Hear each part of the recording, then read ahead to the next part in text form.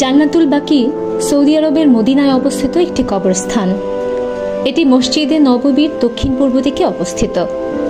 জান্নাতুল বাকিতে অন্তত 10,000 সাহাবীর কবর রয়েছে। হযরত মুহাম্মদ সাল্লাল্লাহু আলাইহি ওয়াসাল্লামের অনেক আত্মীয় ও সাহাবীকে দাফন করা হয়েছে এই জান্নাতুল বাকিতে। হযরত মুহাম্মদ সাল্লাল্লাহু আলাইহি ওয়াসাল্লাম হিজরত করে মদিনা আসার সময় জান্নাতুল বাকির স্থান সবুজ বৃক্ষ দ্বারা আচ্ছাদিত ছিল। মসজিদে নববী নির্মাণের সময় তিনি মসজিদের স্থানটি দুজন এতিম শিশুর কাছ থেকে কিনে নেন। তার এক সাহাবী আসাদ বিন জারারার মৃত্যুর পর মুহাম্মদ সাল্লাল্লাহু আলাইহি ওয়াসাল্লাম কবরস্থানের জায়গা নির্ধারণ করেন। আসাদ বিন জারার ছিলেন এখানে দাফন হওয়া প্রথম আনসার ব্যক্তি।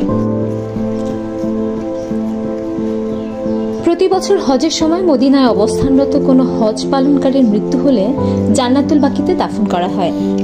এছাড়াও মদিনার বাসিন্দারাও মারা গেলে এখানে দাফনের সুযোগ পেয়ে থাকেন।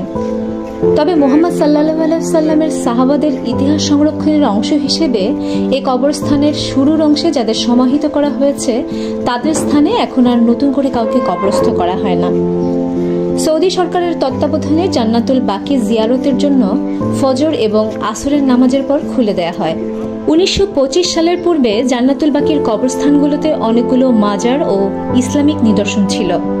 1925 সালে আল সৌদ পরিবার এবং ওয়াহাবিরা জান্নাতুল বাকি দখল করে এবং মাজার ও ইসলামিক নিদর্শনগুলো ধ্বংস করে দেয়।